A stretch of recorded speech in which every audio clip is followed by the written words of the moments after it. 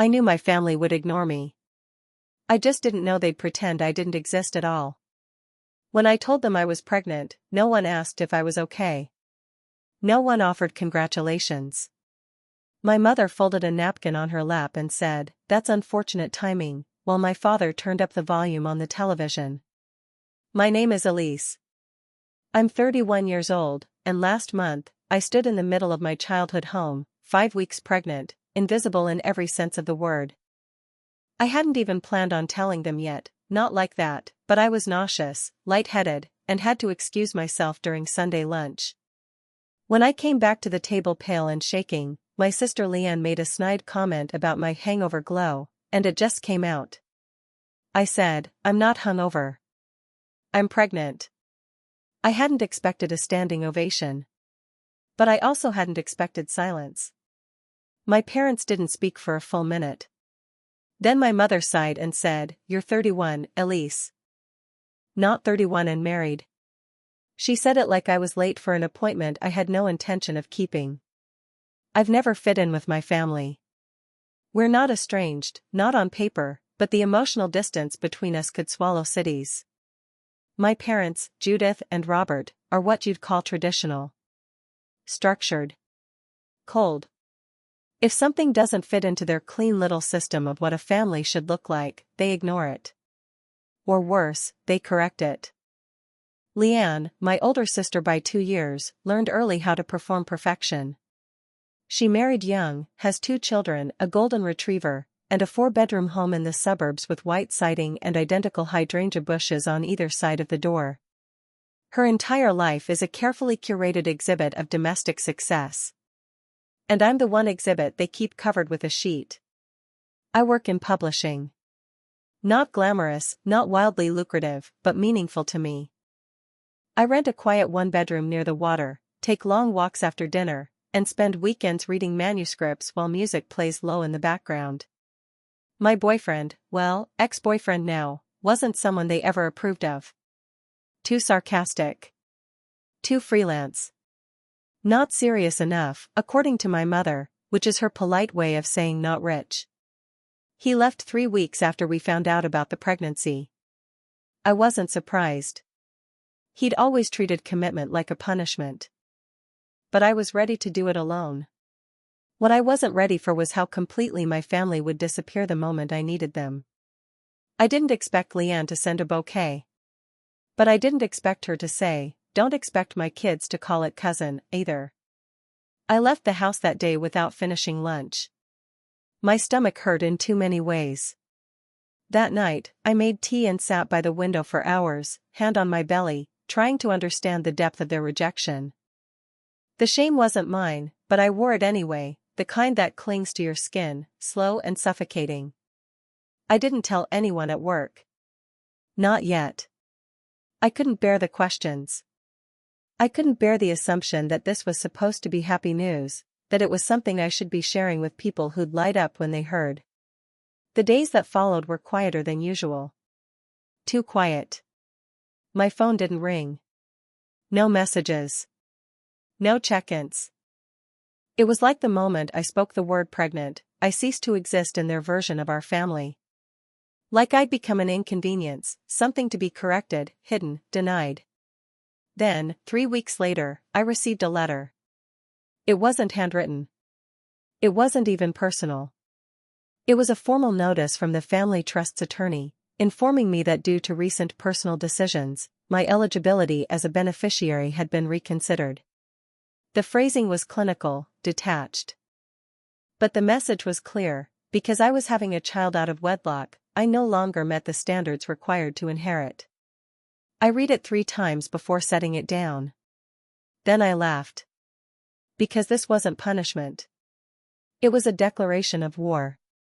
They'd underestimated me. Again. What they didn't know, what none of them knew, was that the trust wasn't the only thing with terms and conditions. There were things I wasn't supposed to know. Things I'd kept to myself for years, stored away like pages in a locked drawer. Documents, dates, signatures. I didn't want revenge.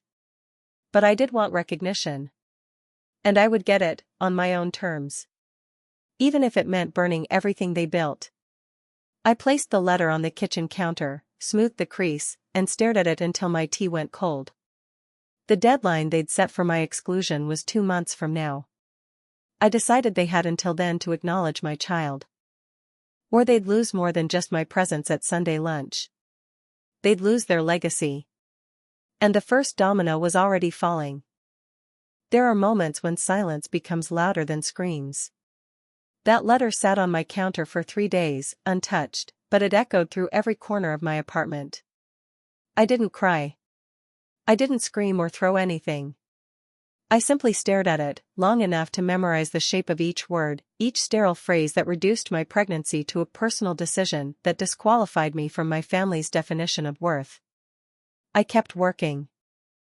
I kept showing up, editing manuscripts with the same quiet focus I always had. But something inside me had shifted.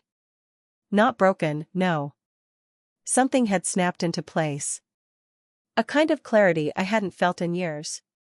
On the 4th day, I took the letter, folded it neatly, and slid it into a folder I kept hidden behind a stack of old tax documents.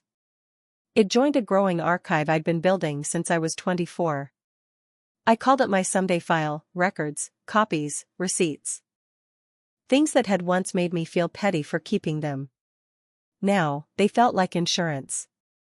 My grandfather used to call me his mirror. He said I didn't just observe people, I remembered. Not the words, but the patterns. The small things they thought no one would notice. He died when I was 19, but I still remember the way he looked at me the last time I saw him. We were sitting on the back porch of the old lake house, the sun low and golden behind him. He'd just told me about a business partner who'd tried to short him on a deal. I asked him what he did about it. He said, nothing. At first. I waited. Watched. Let him think he'd gotten away with it. I asked, and then? He smiled. Not cruelly, not even triumphantly. Just with quiet certainty. He said, then I reminded him who he was dealing with. That line lived in me like a compass needle. The inheritance letter triggered something old and familiar. Not rage, not even sadness. Just resolve. I started by pulling out old emails. Leanne's husband had once borrowed money from me during the early days of his failed restaurant, a quiet loan I wasn't supposed to mention. I had the bank transfers. The follow-up emails. The thank you note she accidentally signed with her work email, which tied the funds to their joint account. I didn't plan to use any of it. Not yet. But knowing I had it gave me an edge. A private kind of armor. At night, I lay in bed with one hand resting on my stomach. I wasn't showing yet, but I felt everything differently. The stillness wasn't empty anymore. It had weight. Possibility. Some days I imagined telling my child about all this, about the people who turned away and the silence that followed. But then I'd pause. Because this wasn't about legacy, not in the traditional sense. It wasn't about money or revenge. It was about recognition. About making sure my child never felt invisible the way I had. A week later, I received another letter. This one was from my uncle's law firm, bland and impersonal. An amendment to the family trust bylaws, now citing moral standards clauses as grounds for reassessment. It wasn't subtle. And it wasn't legal. I scheduled a quiet lunch with Marla, an estate attorney I'd met at a publishing event 2 years ago. We weren't close friends, but I remembered the way she'd talked about generational wealth, how often it was used as a tool of control rather than support. We met at a quiet cafe tucked inside a bookstore near her office. She said, "You've got more leverage than you think." I replied, "They don't see me as a threat." She smiled slightly. "That's their mistake." I showed her the letters. The timelines. She read them carefully, without interrupting. Then she asked a question I hadn't expected. She said, "Do you want to fight this? Or do you want to win?" It wasn't a challenge. It was a fork in the road. And I knew instantly which path I would take. I didn't want a public battle. I didn't want headlines or lawsuits or dramatic scenes. I wanted them to feel the absence of what they had discarded, not just me, but the part of themselves that still knew right from wrong. I wanted the silence they had imposed on me to turn inward. So I gave Marla permission to begin quietly reviewing the trust structure. She would find the cracks. Not to exploit them, but to understand them. Meanwhile, I made a list. Not of enemies, I wasn't at war. But of moments. Decisions. Patterns. The time my mother sold my piano to pay for Leanne's wedding dress. The time my father refused to co-sign my student loans because he didn't want to encourage delusion. The time Leanne told me, after a miscarriage, that maybe I wasn't meant to be a mother. These weren't wounds anymore. They were data. I remembered a story from my grandfather's journals. How he once protected his younger sister from being written out of their father's will. He did it not by arguing, but by shifting the perception of her value. He created a ledger. Not of numbers, of impact. Notes she had written. Roles she had taken on. He presented it as a living testament to her worth. It worked. People will ignore the truth until it costs them something. I didn't want their money. But I would make sure they knew exactly what they were losing. 2 weeks passed without contact. Then Leanne called. No apology. No warmth. Just casual venom. She said, "You're blowing this out of proportion. It's not personal." I replied, "That's the most personal thing you could have said." She scoffed, then tried to pivot. Told me there was going to be a family gathering. That I should come, clear the air. I asked, "Will there be a chair for me?"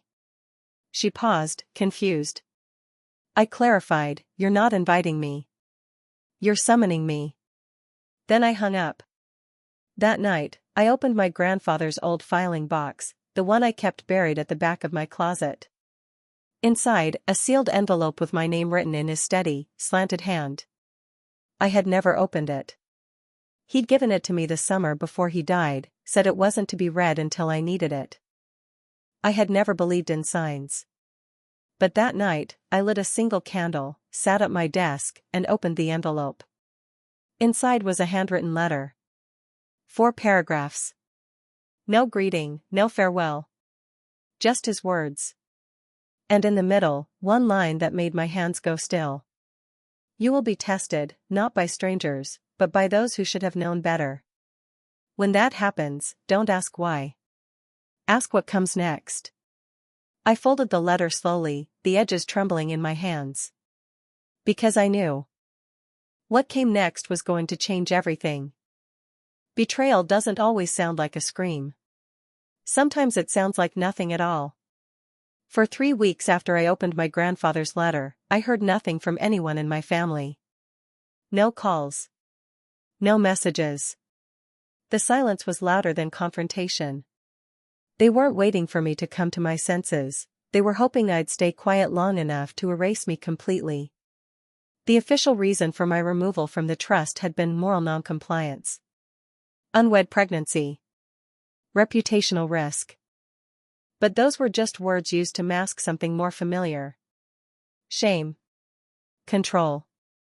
The refusal to acknowledge anything they didn't orchestrate themselves. I went to work, came home, made tea, and kept moving. The rituals helped. But something kept pressing against the back of my mind like a ticking clock. I was 6 weeks along now. I hadn't told anyone but Marla. Even she asked, gently, if I had a support system outside of legal counsel. I said, not really. She didn't press. She simply nodded and said we'd meet again after she finished analyzing the clauses in the revised trust. She suspected there were weaknesses, especially with the inclusion of morality standards not previously voted on by all parties. But I knew better than to count on legality in a family that rewrote the rules whenever it suited them. It wasn't about money. It was never just about money. It was about inheritance, not the kind measured in assets, but the kind written into behavior. Who mattered? Who didn't? Who was included? Who could be erased? I'd spent my entire life being reminded of where I ranked.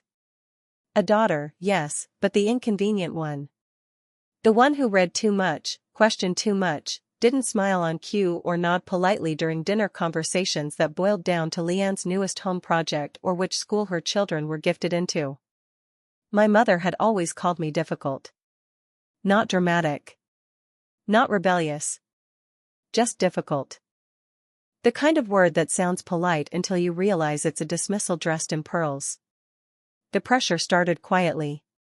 An email from Leanne. A calendar invitation titled Family Discussion, Saturday 2 p.m.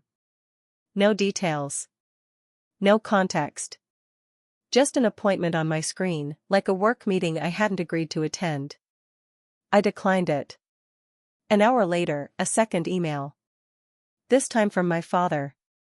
It said, Elise. Please reconsider. It's time we talk like adults. Like adults. As if I had been the one who stopped behaving like one. As if carrying a child alone, without permission, without ceremony, had rendered me infantile in their eyes. I didn't respond. But the pressure kept building. 2 days later, my mother appeared at my door without warning. She didn't bring flowers. Not a single word of apology or concern. She stepped inside like she still owned the air I breathed and glanced around like the apartment was a motel I'd rented for lack of better options. She said, I'm not here to argue. I replied, then you should go. She didn't flinch. She said, Elise. This is going to affect everyone if you don't handle it properly. I stayed silent. She stepped closer, her voice low. You're going to ruin things that can't be undone. Still, I said nothing. I let her fill the space with her discomfort. Eventually, she turned back toward the door and added, like an afterthought, this baby won't fix anything, Elise. It'll only make things harder. I said, then I guess it's a good thing I'm not trying to fix anything. The door closed softly behind her. And with it, something settled. They weren't going to come around. They weren't going to see me. Not unless I made them. The isolation sank in heavier that week. Work felt thin, distant. I edited stories about other people's grief, other people's transformation. But mine had no plot arc yet. Just pages I kept turning with no resolution in sight. One night, I sat on the bathroom floor, knees drawn up, listening to the sound of my breath. I whispered, out loud, I don't want to be alone. It wasn't a plea. Just a fact. And that's when I called Danny. Danny had been my closest friend before my ex and I split, but we'd grown apart in the slow, inevitable way adult friendships sometimes do, stretched by time zones and careers, softened by distance but never fully broken. She answered on the second ring, her voice warm and surprised. I didn't launch into explanations. I just asked if she was free for lunch that weekend. We met at a little Lebanese cafe we used to love. She hugged me tighter than I expected, like she already knew I was unraveling. She said, so. What's going on? I hesitated. Then I told her. Not everything.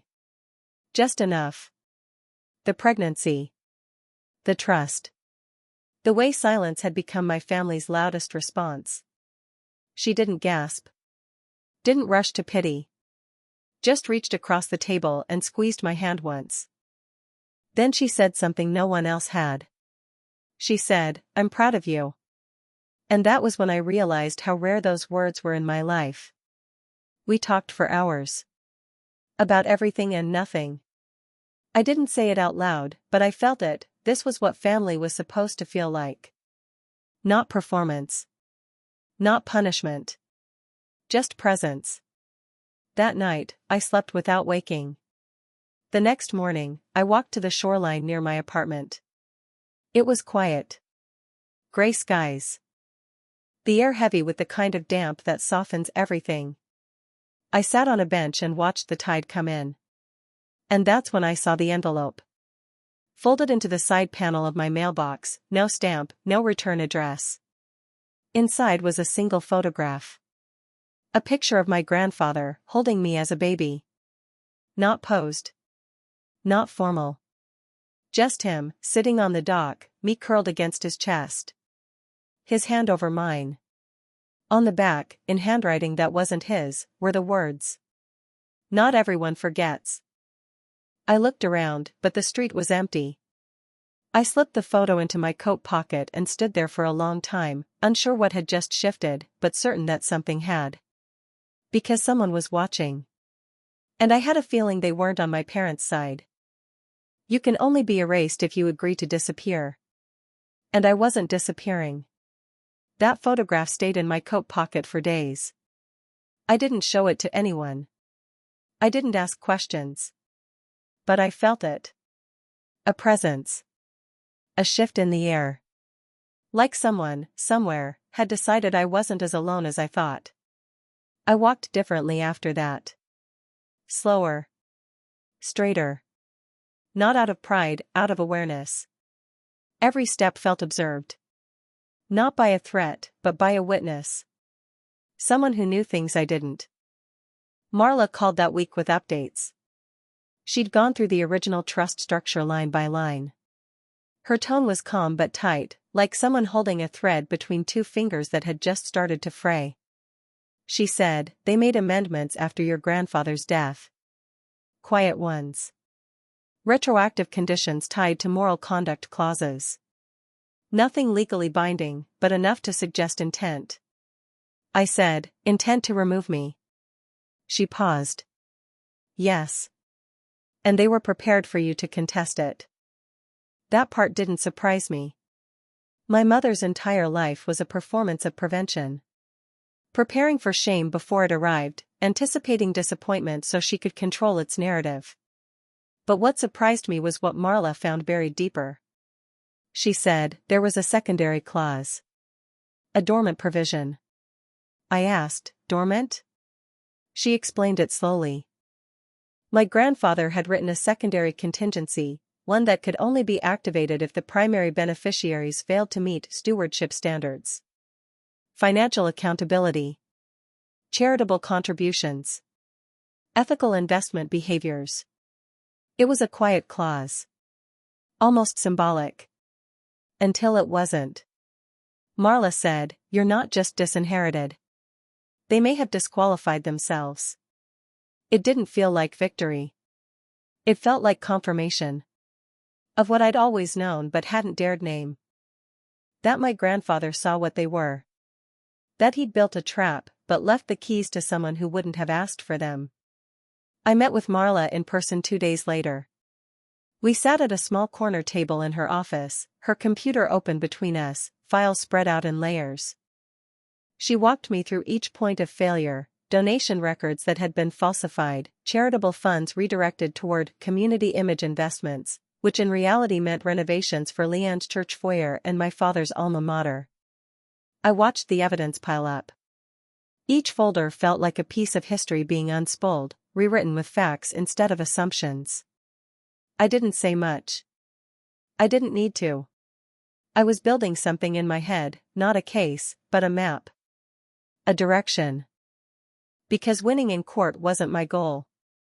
My goal was something quieter, slower. I didn't want their names on paper next to mine. I wanted my child's name to be spoken in rooms they thought they controlled. I wanted them to know that everything they tried to bury would grow roots anyway. Danny came over that weekend. She brought soup, not because I asked for it, but because she knew I hadn't cooked. She folded her coat over the back of my dining chair like she belonged there, and for the first time in weeks, my apartment felt inhabited. She asked how I was really doing, not with a tone of concern but with one of partnership. The kind of question that doesn't expect a performance. I told her everything. Not just the trust. Not just the letters. I told her about the photo. The handwriting. The silence. She said, "Someone's protecting you." I replied, "Or watching me fall apart." She shook her head. "You're not falling apart. You're surfacing." It was a strange word. Surfacing. But it stayed with me. Because that's exactly how it felt, like I'd been underwater for years without noticing, and now, suddenly, I was gasping for real air.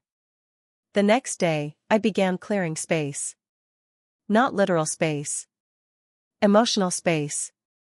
I went through old emails, deleting entire threads. Years of placating responses. Leanne's passive-aggressive invitations. My mother's cold affirmations wrapped in rhetorical questions. I started a journal. Not for reflection, for documentation. I wrote down what I remembered, what I felt, what I suspected. Not because I planned to use it as proof, but because I needed a record that didn't depend on anyone else's memory. And then, one night, I called an old contact from my grandfather's company. His former accountant, Mr. Halvorson. He'd always been kind to me when I visited the office as a teenager. I remembered how he used to slide me butterscotch candies during quarterly meetings, when I was the only one who paid attention without being asked. He remembered me. He said, "You always asked the smartest questions." I asked him if we could meet. We did. At a quiet diner off the highway, where no one from town would recognize us. He wore the same kind of blazer he always had, slightly too large, with a pen still tucked into the breast pocket. We didn't talk long. But what he told me was enough. He said my grandfather had mentioned concerns near the end. About the way the trust would be handled. About the way Patricia, my mother, had begun shifting family votes behind the scenes. Quiet power moves. He said, "Your grandfather didn't trust her with the future." Then he pulled out a small envelope and slid it across the table. He said, "He told me to give this to you if things ever got complicated." Inside was a copy of a signed directive, not a will, not a legal order. Just a handwritten memo. Instructions. It said, if Elise is excluded from the trust for any reason, she retains first right to the land. No sale. No division. The land is hers. The land. The only asset not under the primary trust, the lake property. The one they'd all assumed was being held until decisions were made. He said, they'd been fighting over that land for 2 years. I stared down at the paper. My hands were steady. I asked, did they know he left this with you? He smiled, soft and tired. He said, they always assumed I was loyal to them. I thanked him. He paid the check before I could reach for it.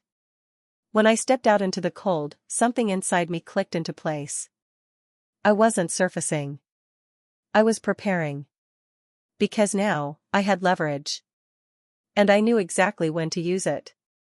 The most dangerous thing I've ever done was show up calmly. Not furious.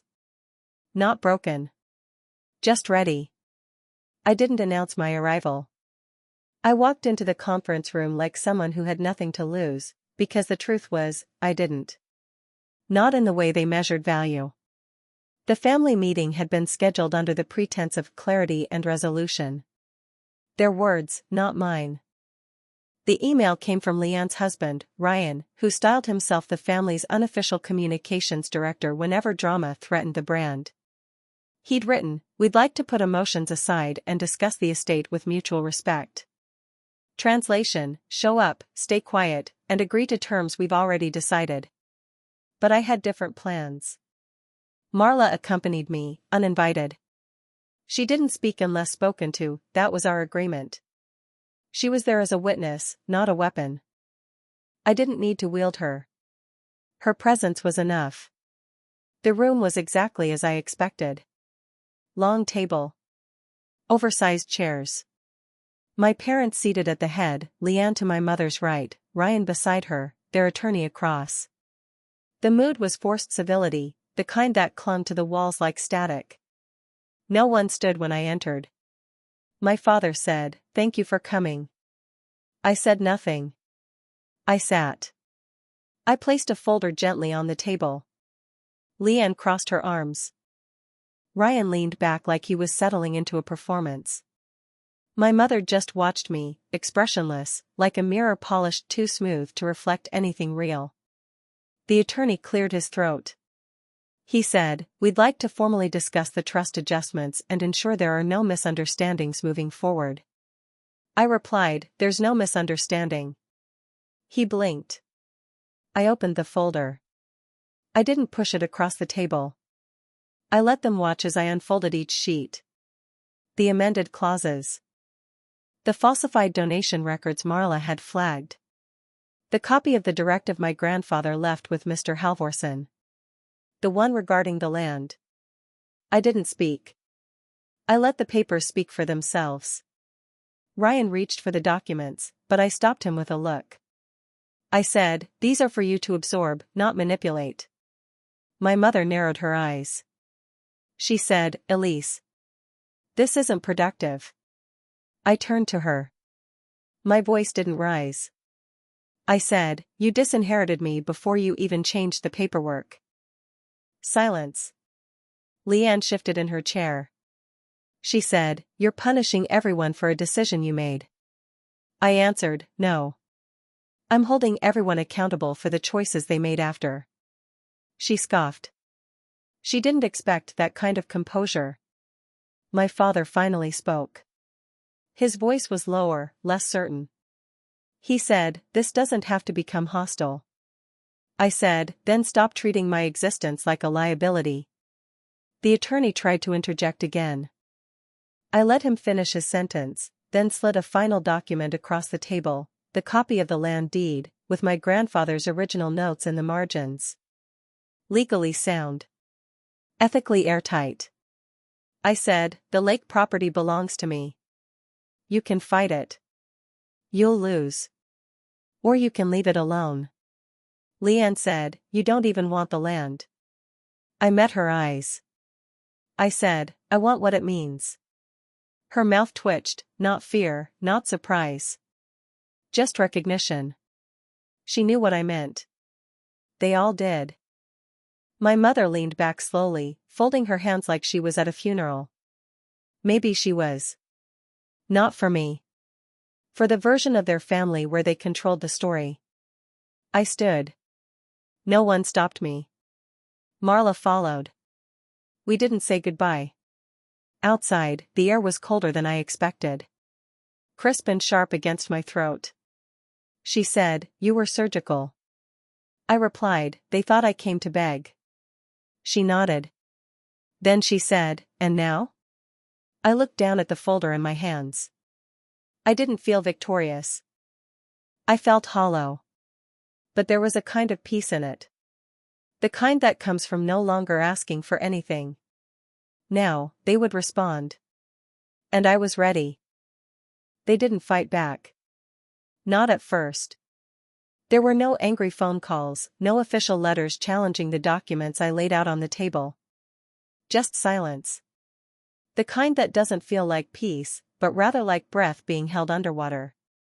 I knew it wouldn't last. The fallout started small, like hairline fractures in glass.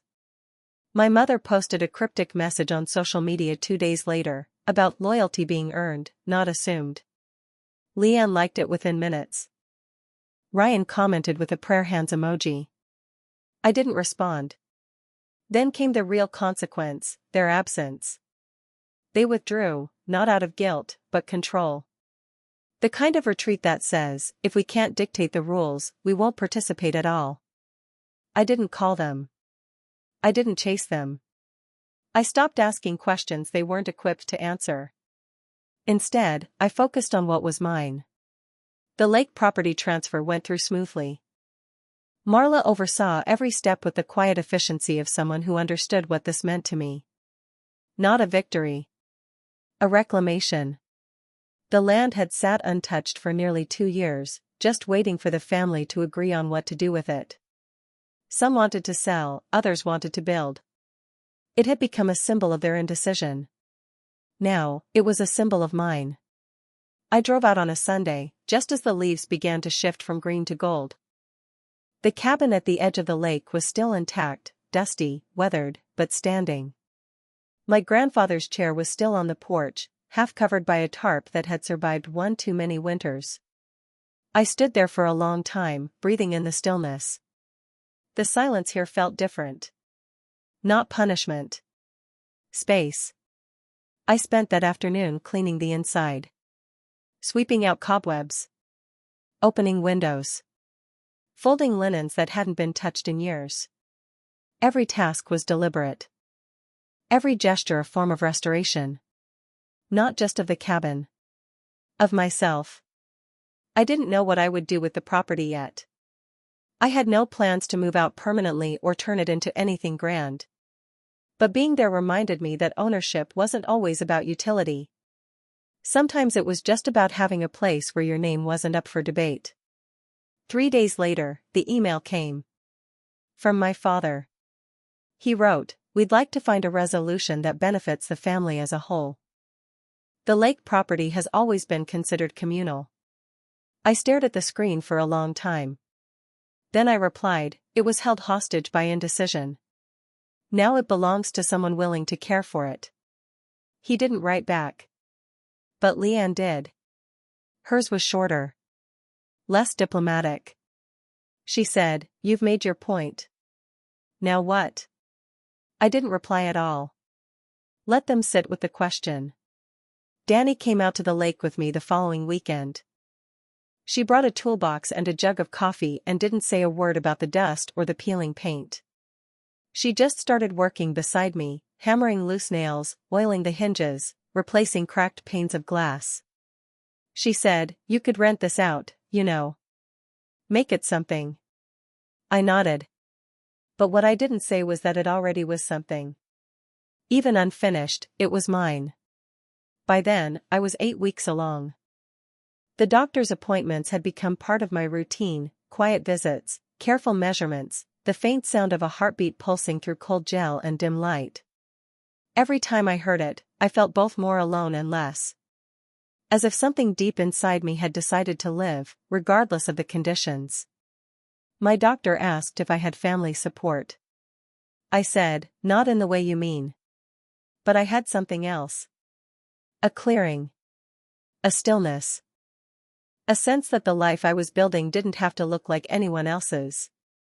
That my child would know what belonging felt like, even if it came from just one person. Then came the envelope. No return address. Inside was a photocopy of the directive my grandfather had written. The same one Mr. Halvorsen gave me. Only this copy had a margin note I hadn't seen before, in his handwriting. It said, "Don't let them redefine you." No signature. Just that. As if he'd anticipated all of it, the quiet erasure, the strategic distance, the way they'd tried to reframe the narrative once it no longer suited them. It wasn't a message. It was permission.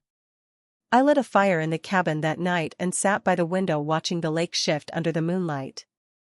The air smelled like cedar and something older, the faint trace of paper and wood and time. I rested my hand on my stomach, eyes still on the horizon. And I whispered, "We're not going back." I didn't mean the cabin. I meant everything else. Because I could feel it now, the moment between silence and response. And something was coming. You don't always feel the moment a chapter ends. Sometimes it just fades out, quietly, like mist lifting from water. I woke early that morning at the cabin. The fire had died overnight, and the air had cooled just enough to make the wood floors creak under my steps.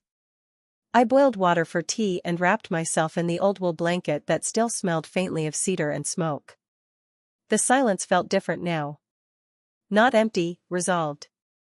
The property deed arrived in my mailbox the next week. Official. Stamped. Final. I held it in my hands longer than necessary, just staring at my name printed in black ink across the top. Elise H. Murrin. No middleman. No oversight. No qualifiers. I didn't need it to feel real. But it was nice to see something official that hadn't tried to erase me. I placed the deed in the same folder where I'd kept everything else, the trust documents, the letters, the photo, the margin notes. But I didn't close it right away. Instead, I stood over it, thinking about how much I'd carried. Not just paper, but memory. And grief. Not just for what they took, but for what they never gave. No apologies ever came. My parents stayed silent. Leanne posted a staged Christmas photo with matching sweaters and captioned it, "Family first. Always." I didn't comment. I didn't need to. Because that caption wasn't about love. It was a defense. A warning. A declaration of control, the illusion that family meant proximity, image, loyalty without question. I used to ache for a place at that table. Used to wonder what it would take to be seen, included, chosen. Now I understood. That table was small on purpose. It was never built to hold someone like me. And I no longer needed to shrink just to fit. The baby was due in early spring. I hadn't picked a name yet. I didn't want to choose something just to check a box. I wanted to feel it first. Let it rise on its own. The way this new life had. Quiet. Uninvited. Unapologetic. Danny came with me to the 20-week scan. We didn't say much in the waiting room. She just sat beside me, hand resting lightly on mine. When the technician smiled and pointed out fingers, ribs, a tiny spine arching on the monitor, I didn't cry. I just whispered, "There you are." It wasn't joy I felt. Not exactly. It was recognition. In the following weeks, I returned to the cabin more often. Not to escape, to prepare. I began sanding the porch railings. Repaired the steps. Cleaned out the attic. It became a kind of rhythm. A slow rebuilding of something that had once belonged to someone else, now made mine by choice, not inheritance. I kept the photo of my grandfather in the kitchen window, right beside the small potted fern I'd finally kept alive. Sometimes I'd catch myself glancing at it mid-task, wondering what he'd think if he could see me now. Maybe he'd nod. Maybe he'd say nothing at all. He wasn't the type to offer praise for its own sake. But he would have known what it meant to do something not out of spite, but dignity. Because that's what this was. Not revenge. A refusal. A refusal to be smaller than the truth. A refusal to keep negotiating with people who saw empathy as a currency they could withhold. The last letter I received from anyone in my family came quietly, without a name, just a return address I recognized immediately, my parents' house. Inside was a card. Blank inside. No note. No signature. Just a photo of a cradle on the front. It could have been passive-aggressive. It could have been a peace offering. I placed it on the kitchen table, stared at it for a long time, then slid it back into the envelope and tucked it between the pages of my journal. Sometimes a gesture is enough. But it doesn't mean it earns you back what you left behind. Because by then, I had already created a new kind of circle. Not large. Not loud. But real. Danny. Marla. Mr. Halvorson. The baby. And me. A family not defined by obligation, but by presence. Spring came slow that year. The lake thawed in fragments, ice sheets breaking apart like pages turning. And one morning, I stood at the end of the dock, sun on my shoulders, hand resting on my rounded stomach. And I whispered, "We start here." Not because I'd won. But because I'd chosen. To stay. To stand. To remember. To begin. And I never looked back.